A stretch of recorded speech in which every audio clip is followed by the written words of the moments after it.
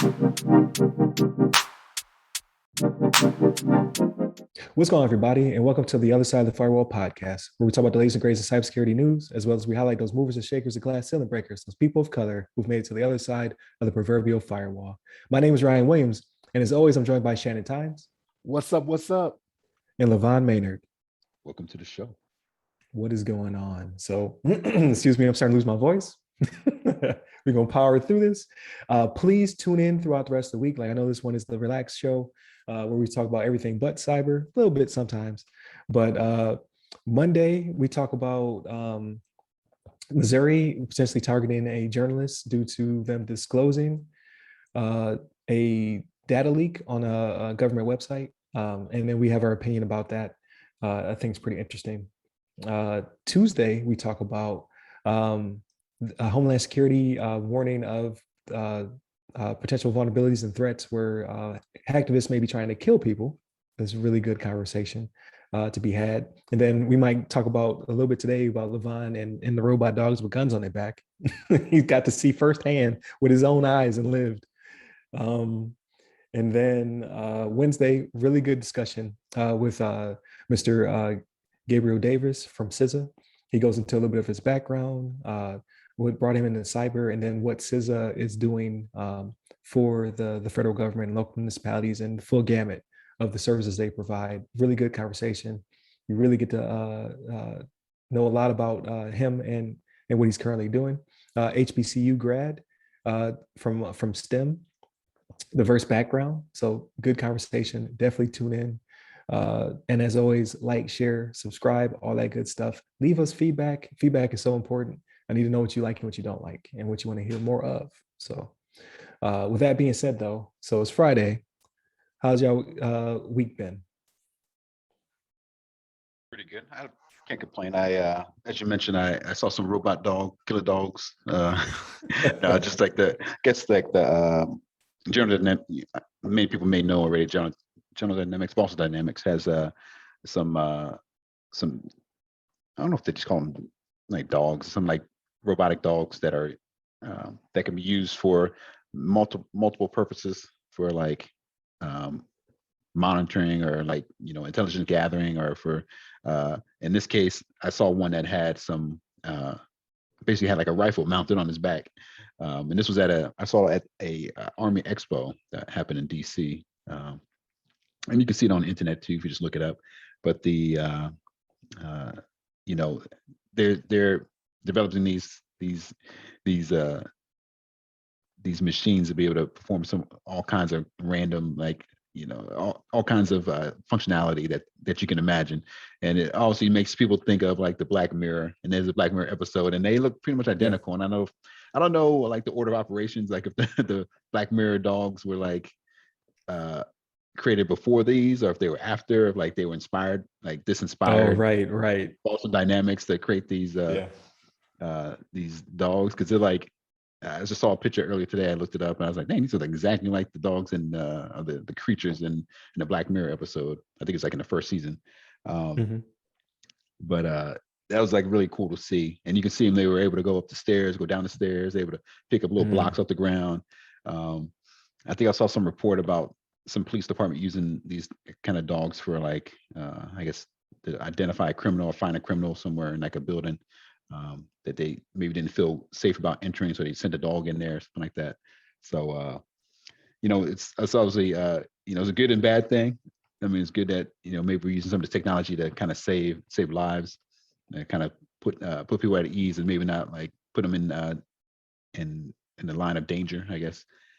But at the same time, you never know. It's just kind of like a Terminator 2 type thing where these things will start moving on their own, and they can decide that they don't need a human race on the planet anymore. They need some the robots need to start taking over. So that's the only bad side about that. But it was actually pretty fun. Yeah. Yeah. It was fun nonetheless to see that kind of stuff. But it is terrifying. You never know what can come out of that. But right now, I guess it's okay. Everything's good. They're controlled. They have to have like a joystick and everything, like like you might control like a remote control car, or like a freaking, I can't even think of the name Like a of it. drone, The drone, yeah, like a drone control. But it's really cool to see. And while I was there, I could see a lot of different cool military, advancements and products and stuff like that.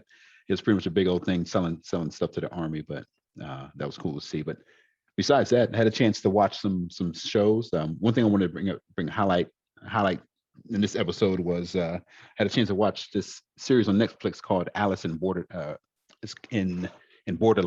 Yeah, I don't know if you guys have seen that one or if anybody's like had a chance. It keeps getting recommended to me, but I haven't checked it out yet. Yeah, actually, I really enjoyed it. What brought my attention to it is I did a search for like Squid Game the other day. I forgot what I was looking for in relation to it, but people were saying, you like Squid Games, Alice in Borderland is better than Squid Game, is what people were saying at the time. Better than Squid Game. Yeah. And I can see some pros and cons. I mean, obviously Squid Game is different because it's I don't know. It's like they're very similar. Battle very Royale. Similar.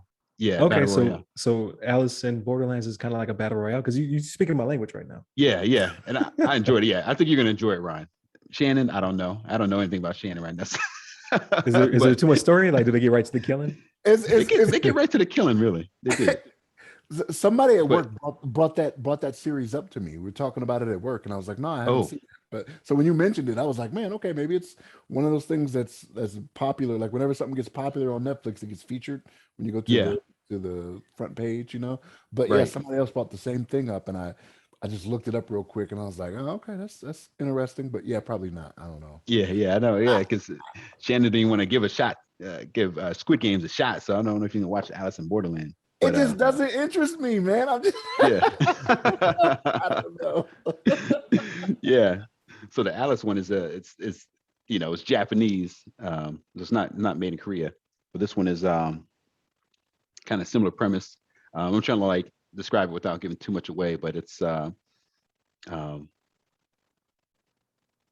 yeah, I'm trying to think about the best way to describe it. But basically these guys, it's like it starts off with like three friends that all of a sudden they're running from the cops and they go into this restroom, and then all of a sudden like the lights like flicker and everything goes black, and then it cuts back on, and then like they leave the stall because all three of them were hiding in one stall. And they came out and they're looking around and like there's nobody around anymore. Like there's nobody like in the bathroom. Nobody. They leave the bathroom, go into the streets. The streets are like bare. There's nobody walking around. There's empty cars. It's like pretty much all civilizations just disappeared. All humankind at least has disappeared from the land. And then all of a sudden this like billboard lights up, kind of like Times Square, like they're sitting in like the Times Square of Tokyo, or whatever it is, and it lights up and says like, the game is going to start in 10 minutes. Like this way, it has like an arrow pointing in this certain direction. And so they're like, what the hell's going on? Like there's nothing going on. We don't know what the hell happened, why everybody disappeared. Also, they have to follow the arrow and go to this like arena, basically this game hall of some sort.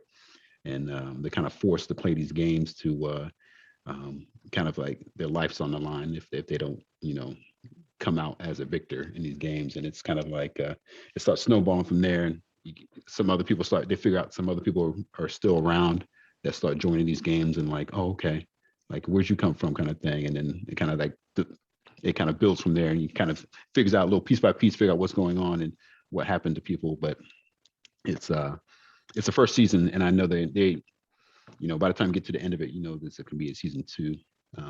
Okay. But it was I think you'll like it, Ryan. Nonetheless, if you like Squid Games, I think you like this one. It's pretty dope. I'm definitely enjoying it. I'm looking forward to the next season. Okay, I'll start today. I actually was looking for a show. Yeah, so yeah. You sold me. While I'm producing this episode, I'll be watching Alice in Borderland. Yeah, that's what's up. And I watched a bunch of other stuff. I was on an airplane, so I had a chance to watch some other flicks. Nothing that like knocked my socks off. I was like watching a bunch of stuff. I watched like this scary movie.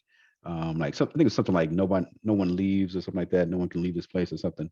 And then I watched this movie called Paper Tigers, which is like it's on Netflix. It was like an okay movie. It's like it's about these 3 guys. It's like a black guy. I think one guy might be like Thai, another one might be like he might be Chinese or something.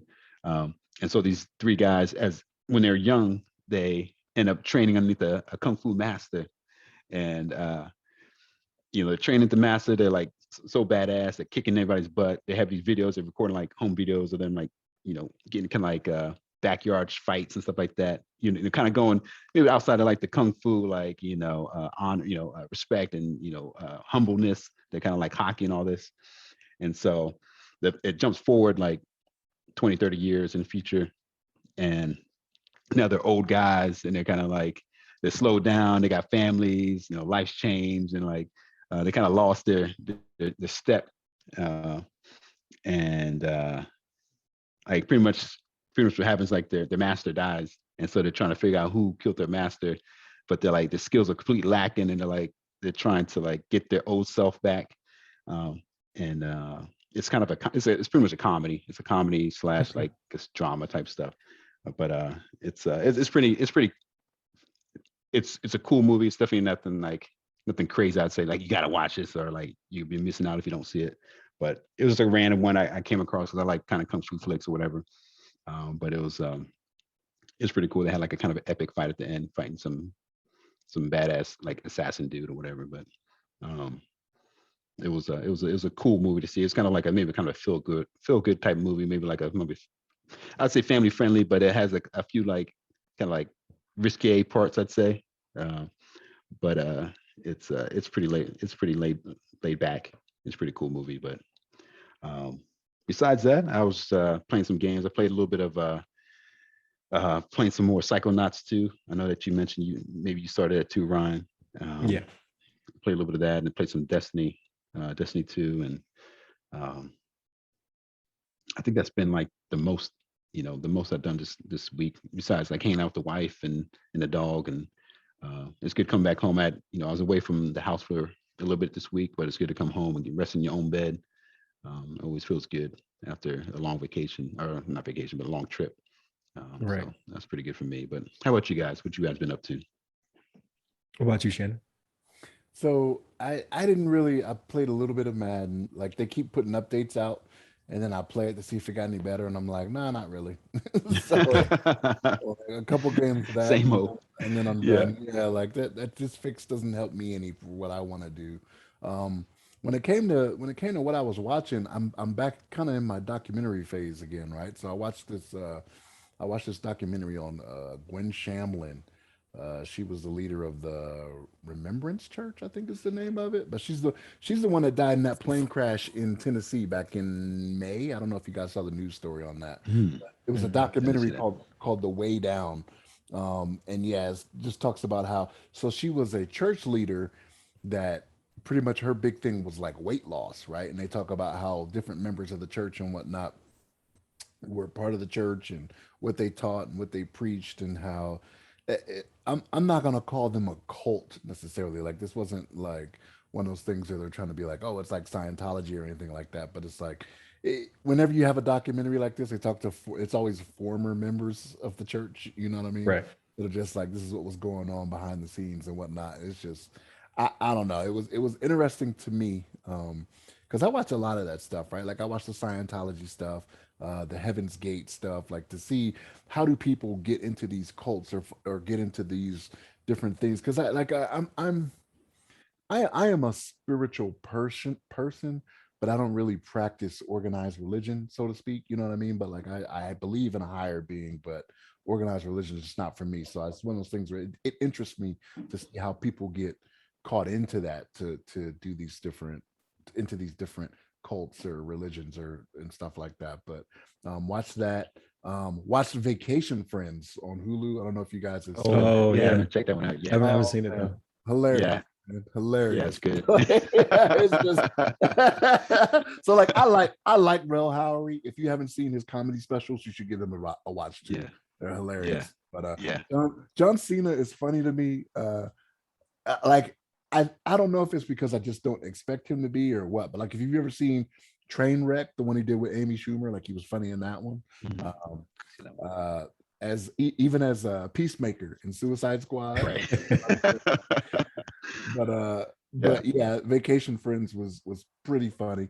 I watched that today. And And then I watched an old one I hadn't seen in a little while. It was John Ryan Shadow Recruit, the one that has Chris Pine in it. You know, Captain Kirk for the new Star Trek. Oh, okay. I watched that one because I hadn't seen it in a while, and I was like, oh yeah, I was like, that's not bad. But that's pretty much it. Like not a lot of media watching or doing anything like that, but just those few things. Okay. But you, Ryan. So man, I finished something. Oh, I finished Star Trek Discovery. I finished the third season. The fourth season comes out like this fall or something like that. Really good. So if you're a Trekkie, it's a really good return to form for Star Trek. A little bit different. So I marathon that one to finish it. I started Enterprise. This is a Star Trek that everybody skipped. It's the one where they're just venturing into space, so they don't have warp drives.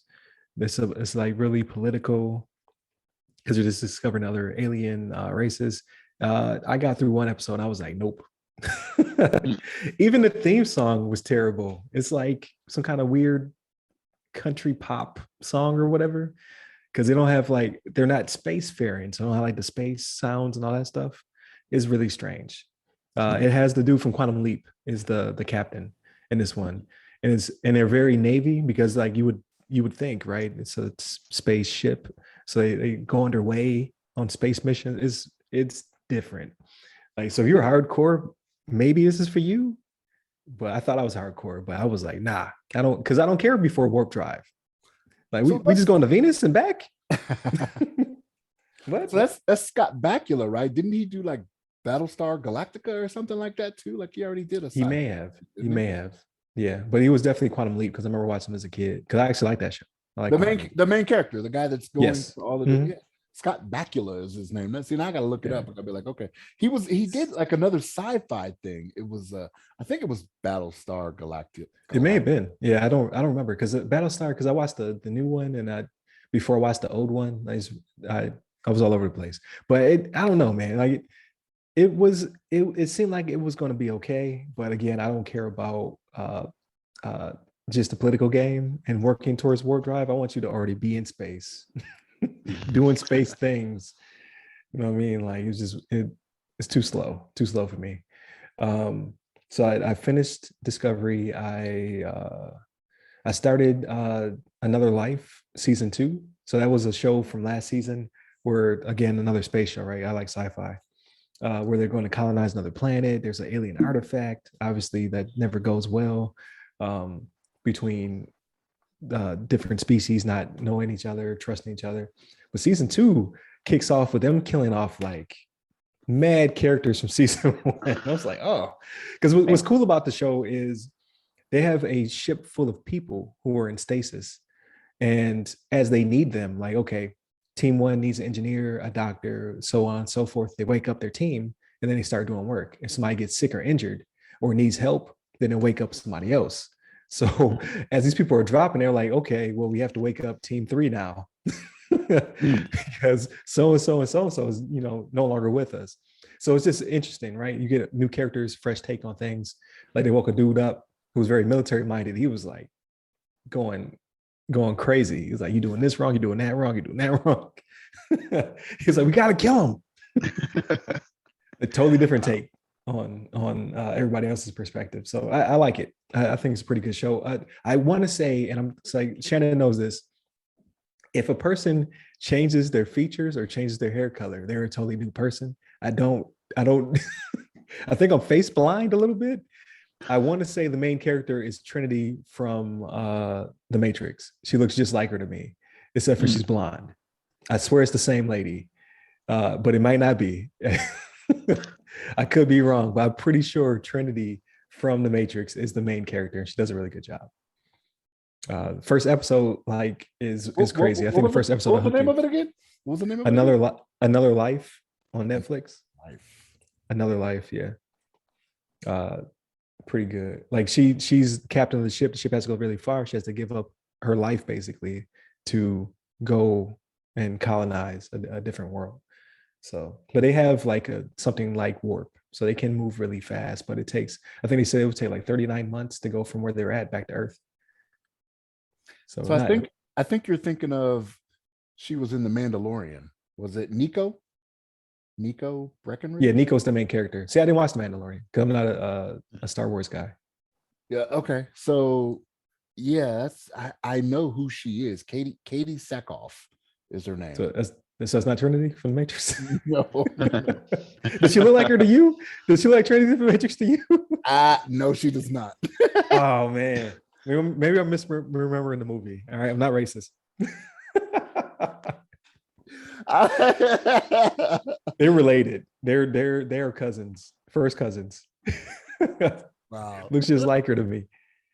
But pretty good. I think she was in Battlestar Galactica, this lady as well. But yeah, I might be mixing her up with a different lady. Oh man. I'm scared to look now. Further and further down the rabbit hole. But I think it's a pretty good show. It deals with AI and space travel and colonization of the world and murder. There's some murder in it as well, and then interspecies dialect. So it's pretty cool, or politics, I should say. And then I started Psychonauts 2. So I started playing it. I made it to the hub world, the Mother Lobe. So I'm like at the very beginning. Like I got through like the training mission, and now I'm at the Mother Lobe. So I actually did start playing that. I downloaded Back for Blood. That's right. So by the creators of Left 4 Dead. So I'll probably jump into that. But I have not tried it yet. It's one of those games, it's a social game, right? So I'm going in solo.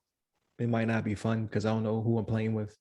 But being in my time zone, it's impossible to really sync up with people without either they have to take time out of their life or I have to take time out of my sleep to make it happen. So I'll give it a shot. It's getting really good reviews. I'll give it a try.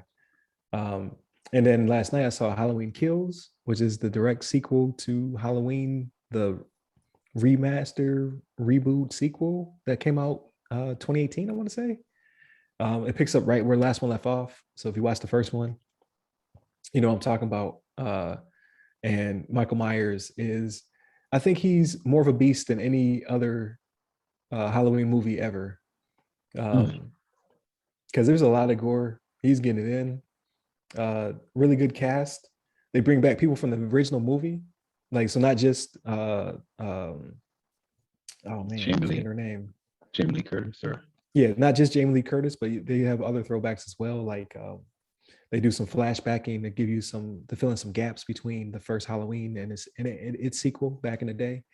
They give you a little bit more lore, but I just did not like the movie as much as I thought I would. Like it wasn't the acting, it wasn't the gore.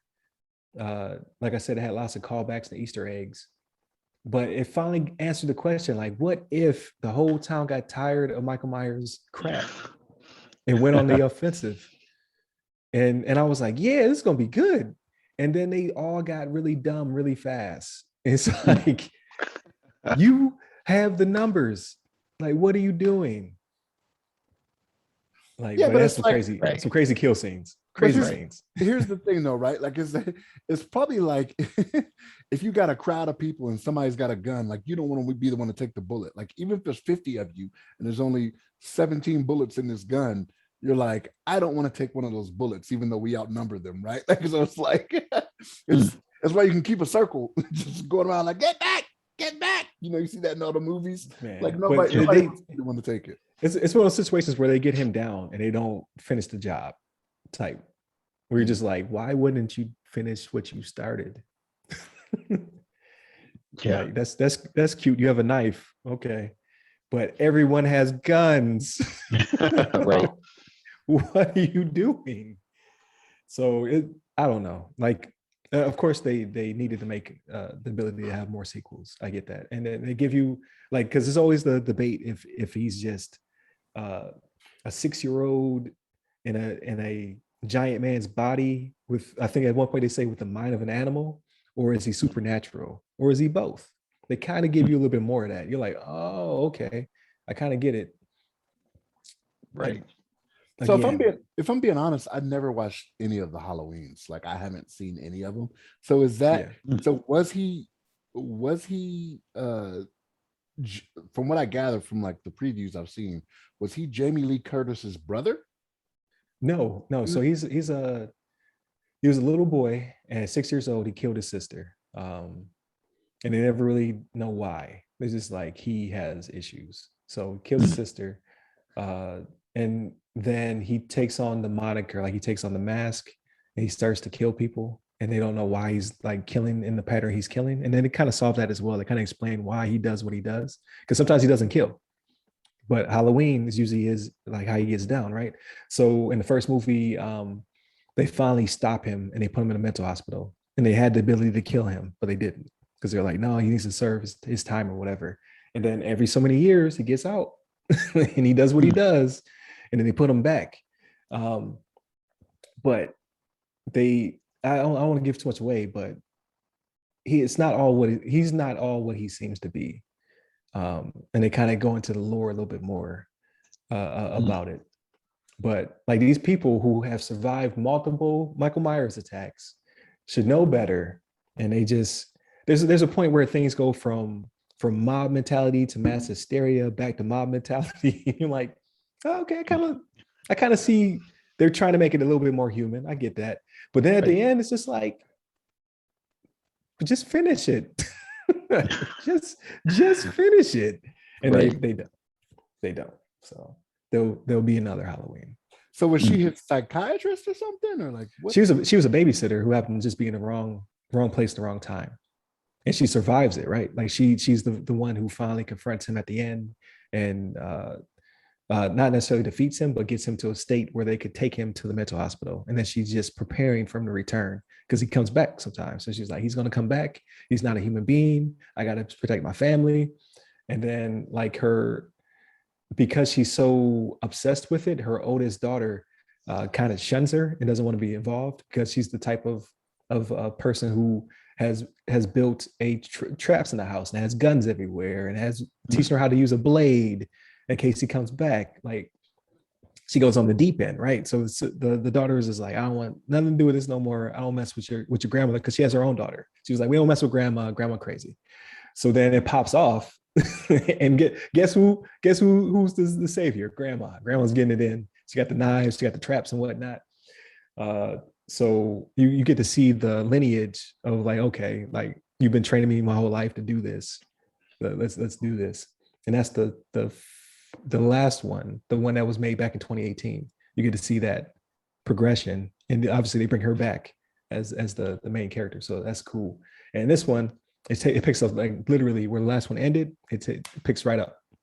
It's like they were doing whatever they were doing, and then boom, the movie kicks off. And then Michael Myers, like, you like this, like he gets right to business. He gets right to business. He takes out, I think, like 11 people in that scene. He's like, oh, like I think it's in the trailer. So I'm not spoiling anything. Like, so first responders come to put out a fire. He's in the fire, and then they're like, holy crap. There's a man in the fire. Right. And he starts going to work. Like, you got like this hook axe thing. He's like putting them down. One dude, like, because the firefighters are like, they got axes, right? So they come out with their axes swinging. He's like murdering them, literally. And then one dude has the jaws of life in his hand. He's like, bet, starts revving it up, gets ready to use the jaws of life. Nah, Michael Myers is like, give me that. Give me that. Give me that. And then he starts using on them. It's terrible, but it's a really good scene. So did you watch the first one before you watched this one, like recently, or did you just? Because I haven't seen. I mean, not the first one, but the one prior to this one, I guess. So I saw that one when it came out. I actually went to the theater and saw it. Because it was like 18, I think 2018. Halloween. 2018. Okay. Yeah. Because I can't even remember. I think I saw that one, but I don't even remember much about it. Actually, honestly, I can't remember the details, like where it ended. Because I remember him being like in jail, or whatever, and then like he got out, and like right. And then it's the old trope, like, why are you transporting this dude by bus? Right. Right. Exactly. Yeah. That kind of thing. Like, let's transport him now. Yeah. Yeah, this is not a good idea. Right. But yeah, so at the end of that movie, they trap him in the fire. And then this one picks up where they're escaping the fire, and the fire trucks are zooming past them, and she's like, no, let it burn. Right. But she's in a state where she can't stop it. Right. I think I remember that now. Yeah. They get in there, and he's just like, yep, I'm still here. Yeah. apparently fire don't do nothing to me. Right. Don't even phase him.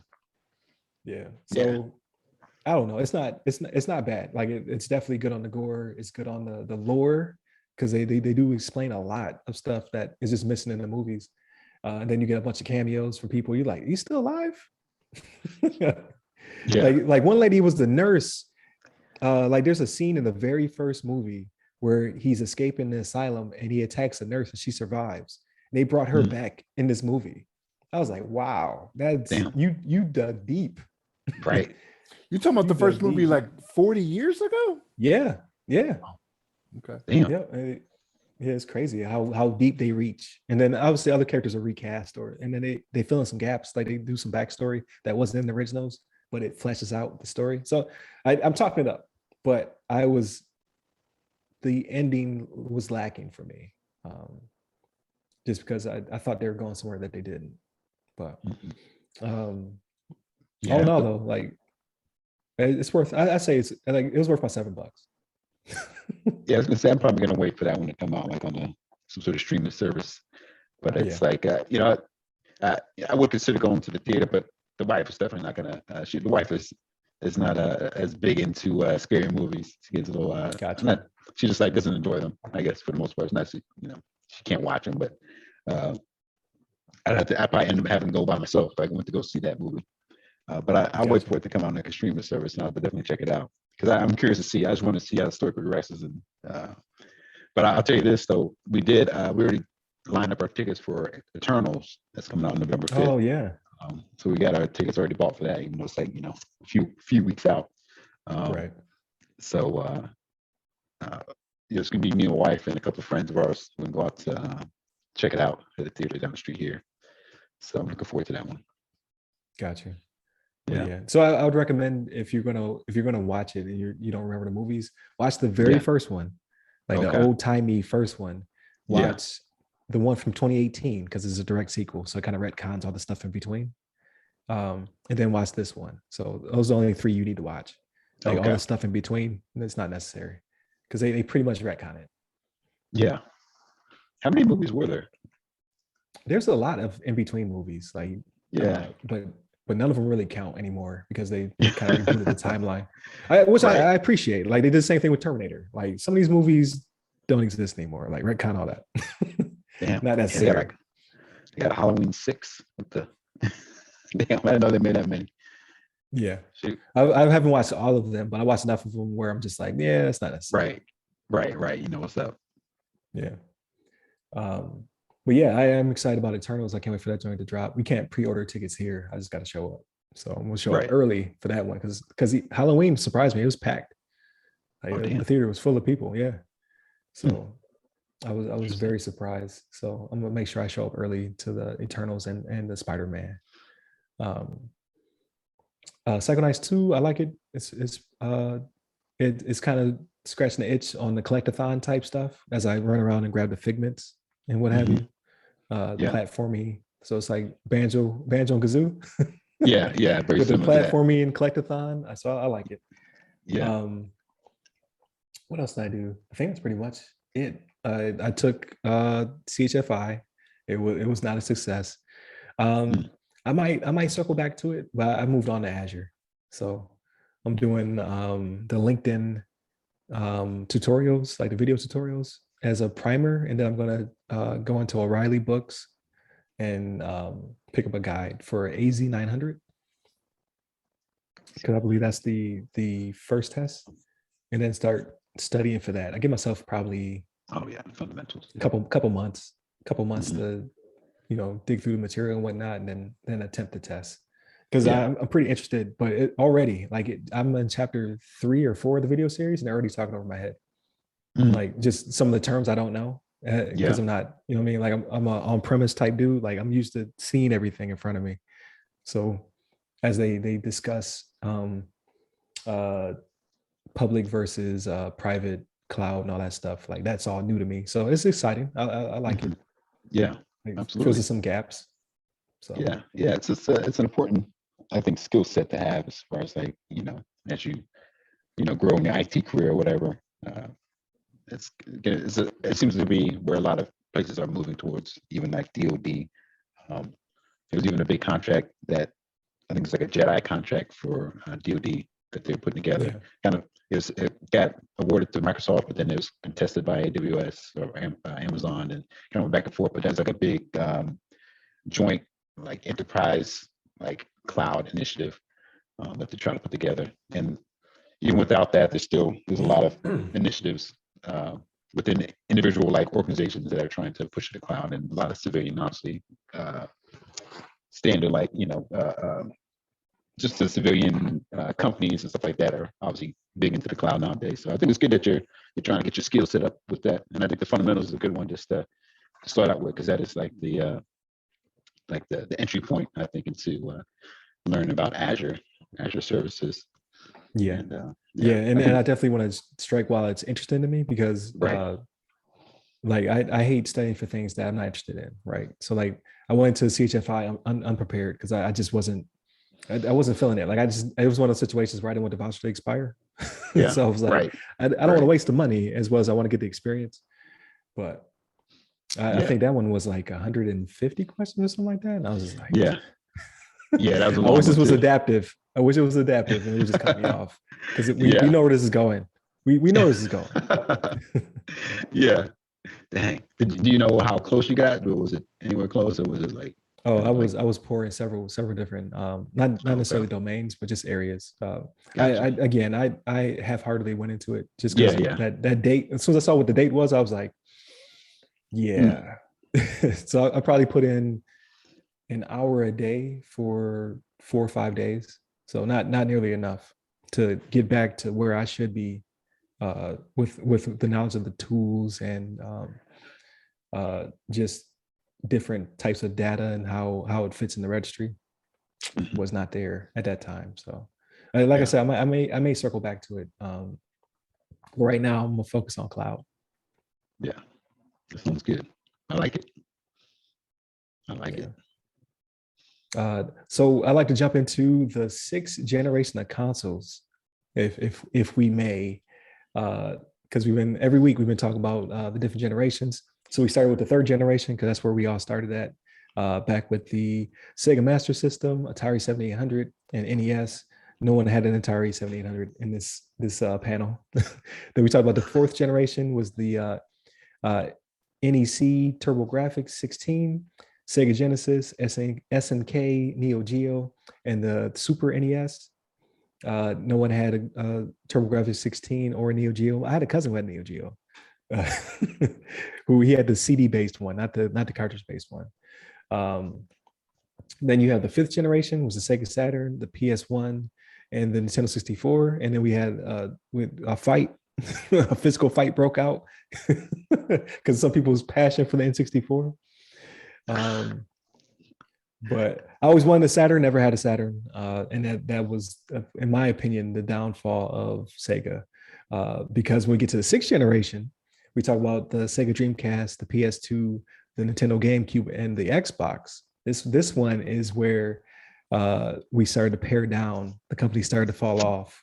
And I think that Sega had a marvelous system. This is one of my favorite systems of all time, was Sega Dreamcast, but the Saturn had beat them up so bad that it was a no-go. But before I start, getting into my take on that generation, what did you guys have?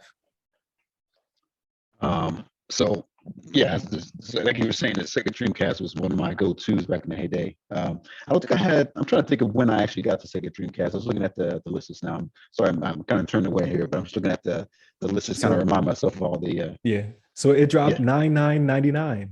It dropped on September 9th, 1999. That was the big marketing campaign. I did not get it then though. I had to wait till Sam's Club had a deal.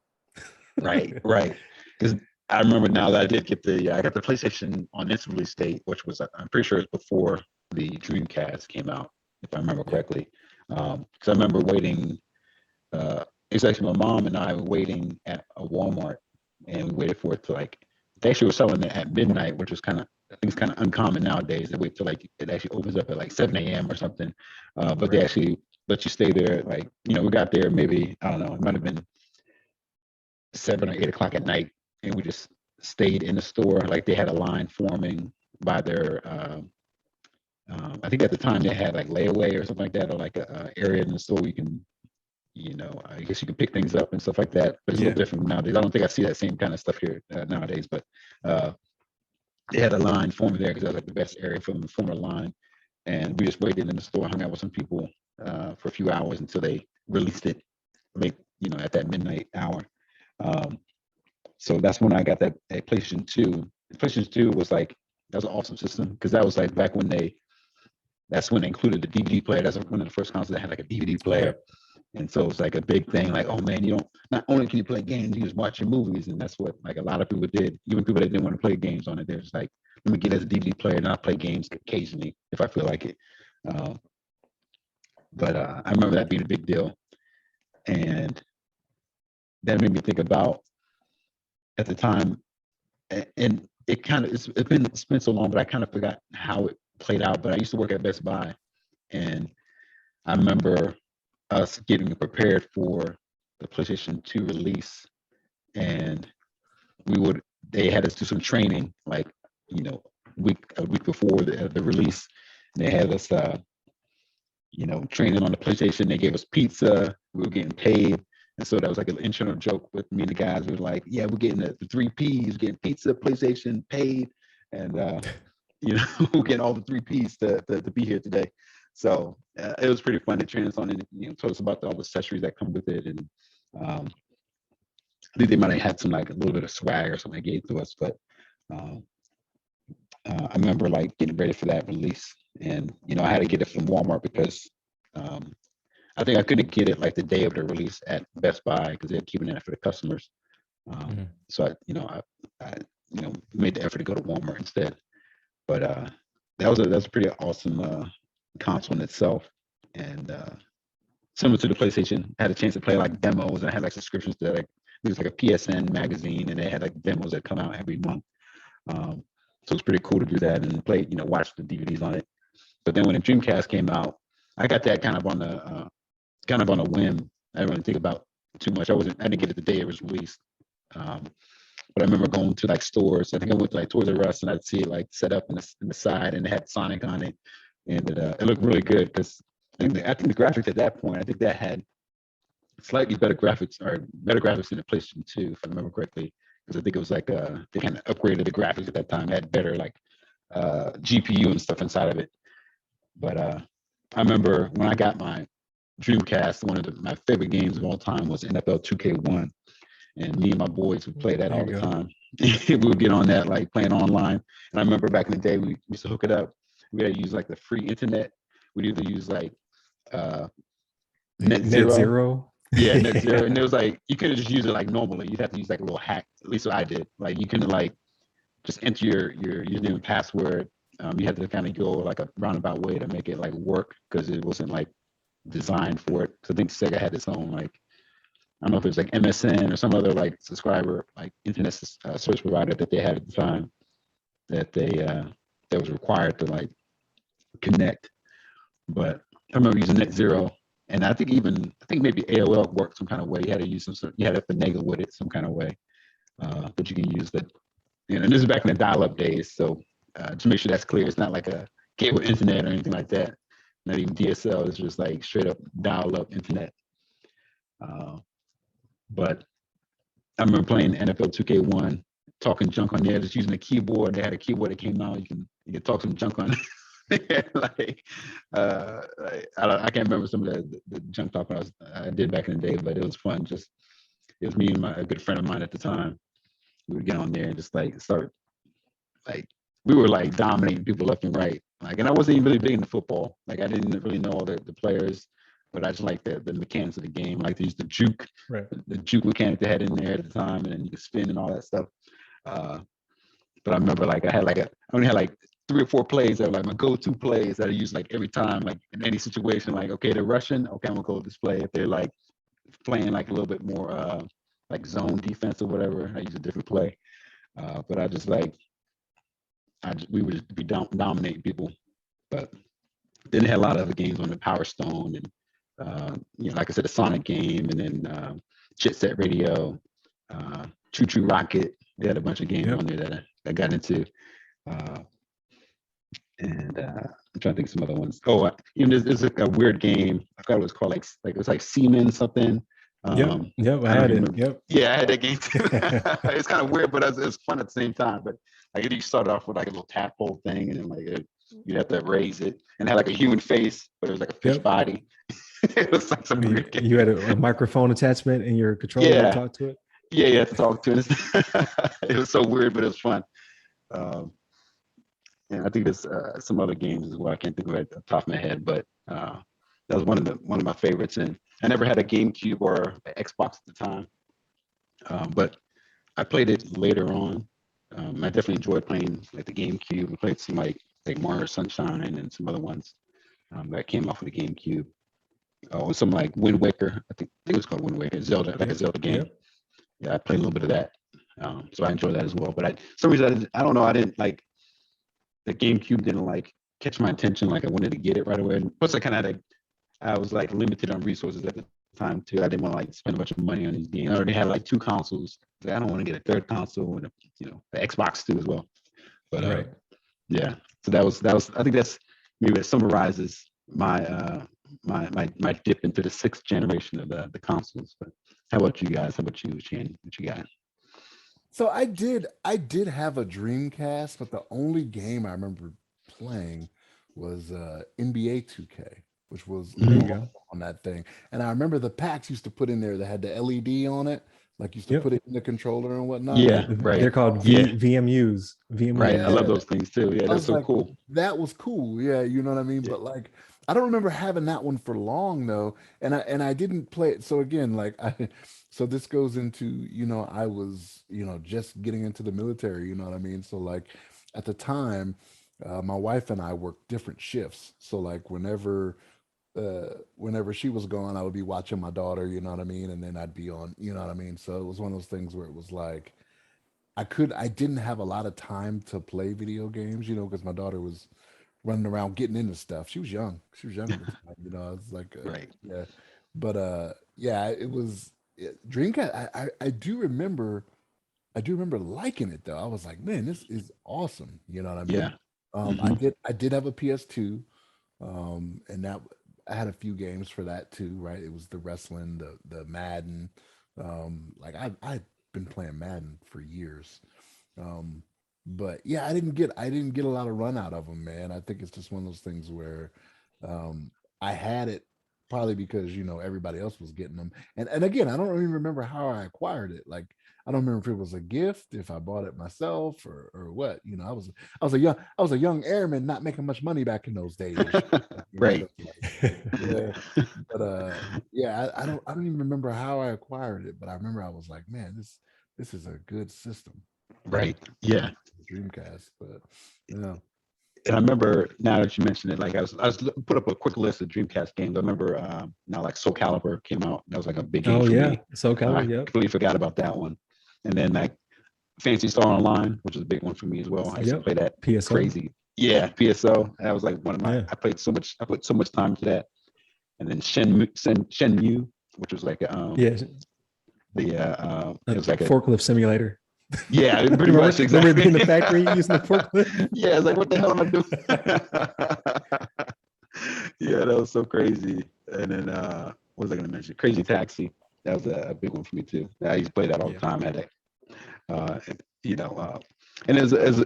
And I just now looking at it. It's called Project Justice: Rival Schools, which is a Capcom game. You remember that when you're like school, like a school theme, and they had like a baseball team, like with a baseball player, and they had like a cheerleader person and like the gym teacher and all this other. I remember that being like pretty badass game, and I like the mechanics in that one.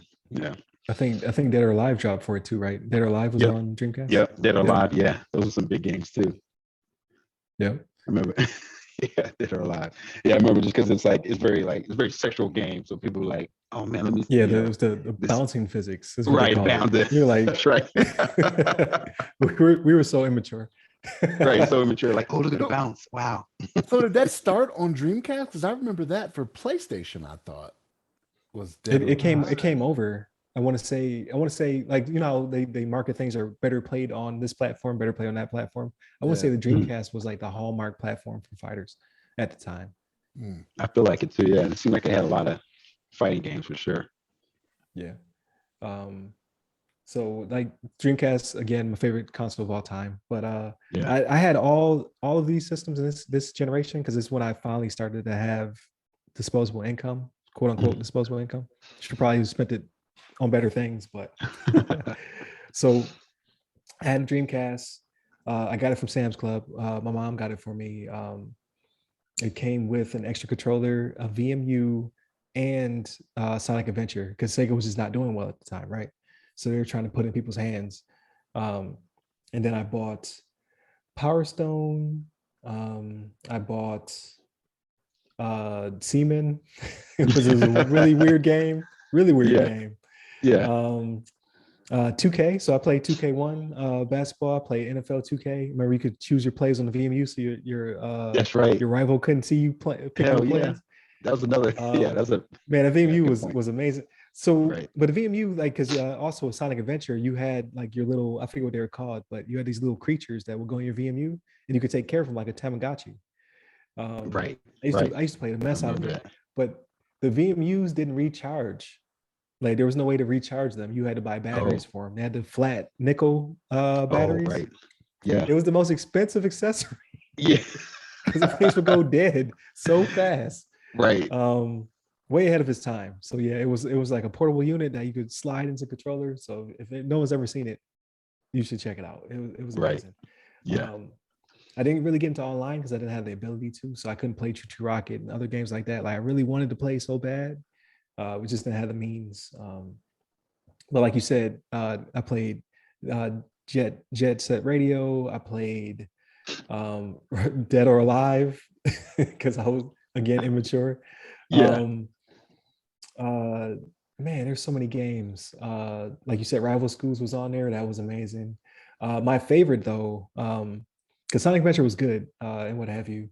My favorite was Resident Evil Code Veronica, released on the Dreamcast before any other system. It was exclusive for a while. My favorite Resident Evil of all time. Oh damn!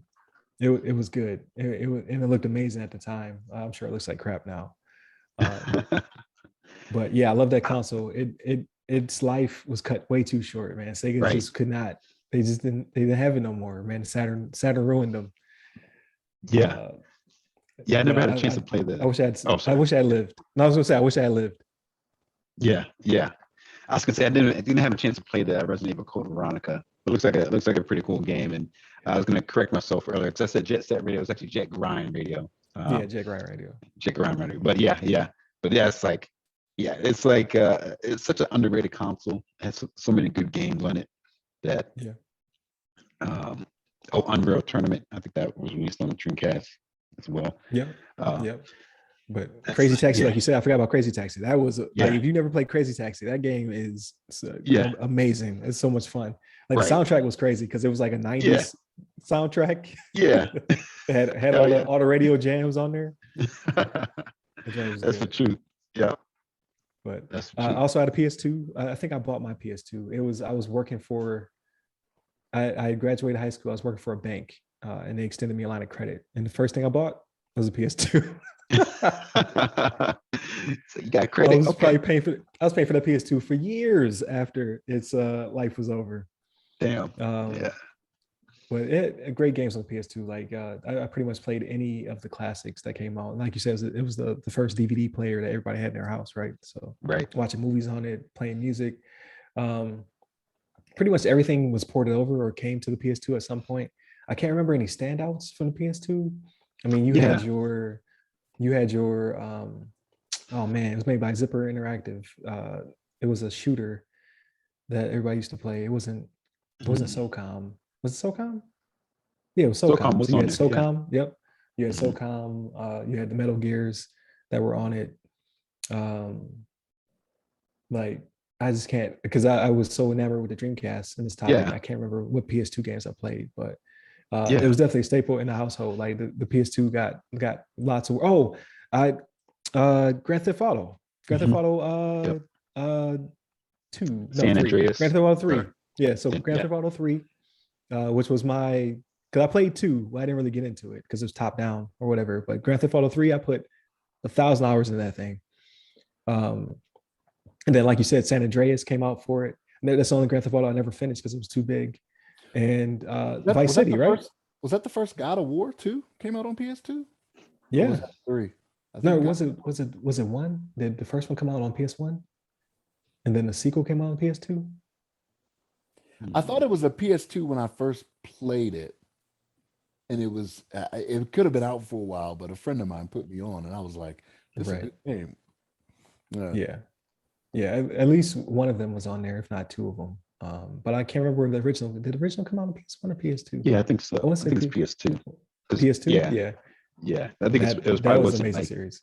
yeah, it's probably too advanced for the original PlayStation. PlayStation Right. 1 was pretty limited, but yeah, I think the first one came out on PS2. It looks like it was released in 2005.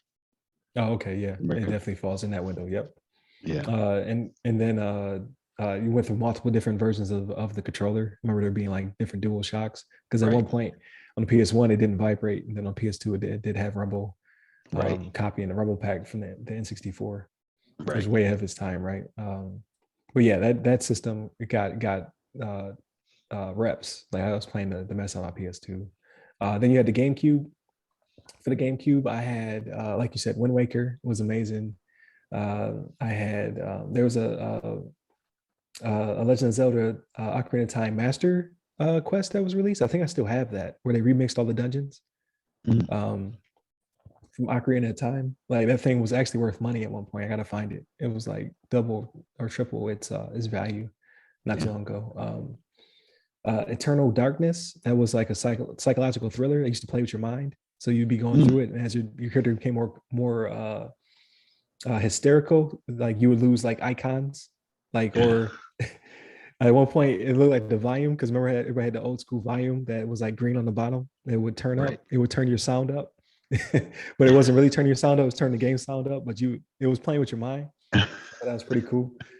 Mario clever. Sunshine, I had that in tech school, so I was playing that, which I think gets a bad rap. It wasn't the worst Mario, it just wasn't the best. Right. What else came out? Oh, Resident Evil 4. So that was the one with Leon in the village. You had the top down look. That was totally different perspective on Resident Evil. That one was pretty good. Obviously Smash, Kart. You had the Mario Party series on there as well. So it got some reps, but it definitely wasn't it wasn't as beloved as any of the other consoles. Yeah, it was, it was the little purple cube with a handle on the back. So people kind of felt some way about it. Yeah.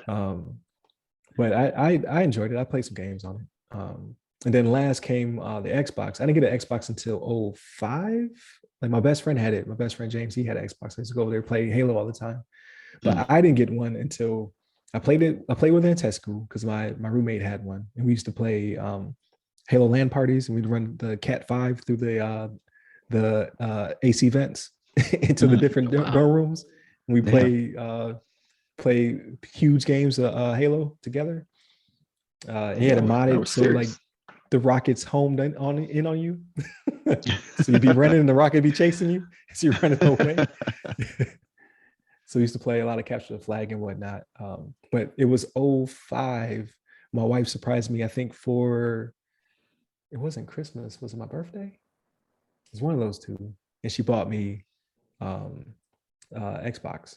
So that's when I started to really get into Microsoft, which felt like a spiritual successor to the Dreamcast. Because I think the OS and the Dreamcast was made by Microsoft, because it had the Microsoft sticker on the front of it. And then the guy who was in charge, I can't remember his name because I'm terrible with names, but when the Dreamcast died, he moved over to be in charge of Microsoft, I believe, game studios for the Xbox. So like literally they plugged in people from the Sega Dreamcast era into Microsoft to start building their gaming side of the house. So it just felt like a good move. Like you really felt those Sega vibes moving over. So yeah, that was probably the last generation where I had so much gaming activity. Yeah. Because I was playing games across all of them throughout that entire, like they say on Wikipedia it's 98 to 2013 was pretty much the span of that generation, was pretty huge. And I played games on all those consoles to death. That's incredible. Yeah. I didn't get a chance to invest that much time into it, but I think that's pretty cool that you actually had all the consoles from that generation. You had a chance to like play the game. Yeah, my Dreamcast got stolen. Sad story. But I had the opportunity to buy another one. Yeah, I had the opportunity to buy another one for $99, brand new in the package. They were selling them because they found a warehouse Dreamcast somewhere, and they were selling them for $100. And I was like, I'll be okay. I don't know why I didn't buy it. Why didn't I buy it? How dare you? I still have my Dreamcast. Actually, I put it back in the original box. It's just chilling right now, but if I ever see another one, if it ever pops up, I will definitely buy it. I will. Hey, I'll sell you mine original for packaging 3 times the original market MSRP. Right. Now, would you buy it to play it or buy it just to have it as an investment type thing? Like, to display it. Like my wife brought up several times. She was like, "Why don't you just keep these and then just put them in your game room, like to showcase them?" I'm just like, I'm not big into I'm like both me and her are both minimalists. So like my thing is like, how much money can I get from this thing to get my new thing and get it out of here right as possible? But now as I get older, I'm like, yeah, I could. That would have been cool to have like a cabinet with all the systems I played on. Yeah, that would be cool. But yeah, I think about that all the time. I do that nowadays. I'm just like I sold my PS4, but I keep my kind of my nostalgic like consoles. I still have my Nintendo. I still have my PS2. I still have my Dreamcast, and I think I still have my PlayStation, original PlayStation. But yeah, those nostalgic consoles are kind of kept. But nowadays, I do kind of get rid of the older ones. Like I got rid of my, like I said, the PS4, and actually I still have my PS3. I kept my PS3 because it can play all the original PS1s and PS2 games. Right. Yeah, you had the real one. Yeah, the real PS3. PS3. Yeah, the fatty, which we'll probably talk to next week. But, yeah. That's what's up. But yeah, and you can get you a Dreamcast on eBay pretty easy. I mean, they have some on there. You can pick it up if you truly want to hold on to one. But they're selling for like $100. Yeah, I might look into it. I might try to grab one because why not, right? Yeah. But I say that pretty much like I think we did the thing with that one. That's right. And as we move forward, it will start to taper off. Like I still had a good run for Gen 7, but like Gen 8 and then Gen 9, I started tapering off. Trying to get back there because I have nothing but opportunity and time, right? But I don't know, something about getting older. It's just like I could be doing X or Y with my time. So so we'll see. But as always, thank you, Shannon. Thank you, LeVon. It was a great episode. Please continue to tune in. Next week, we're going to talk about Gen 7. So that'll be the Microsoft Xbox 360, the PS3, and the Nintendo Wii. I had all those as well. But some of them didn't get no game time. We'll talk about that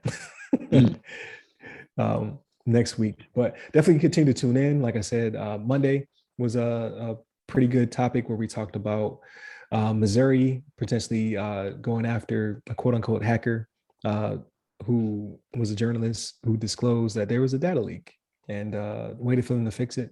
On Tuesday, we discussed how Homeland is starting to get more involved in securing and defending the homeland, pun not intended, when it comes to cyber attacks and how they could potentially be deadly.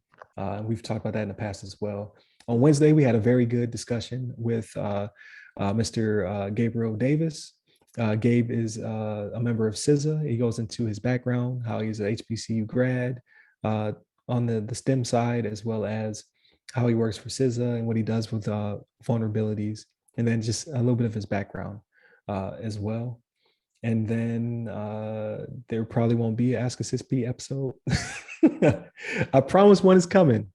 One is coming. But look out for that. It'll pop up in your feed. So definitely like, share, subscribe. So the way you see it when it pops up. Continue to give us your feedback. We greatly appreciate it. Let us know what you like, what you don't like. So we're not just talking to the void for several hours of our day. We like to know what you like, so we could talk about it. Hit up the website www.theothersideofthefirewall.com, where you get to all the social medias. You can hit me up personally. I'm at RyRy Security Guy. That's RYRY Security Guy. I'm on Clubhouse, LinkedIn, TikTok, and Twitter. And you, LeVon? Hit me up on the Twitters at LeVon Maynard. There it is. Stay safe, stay secure. Take care.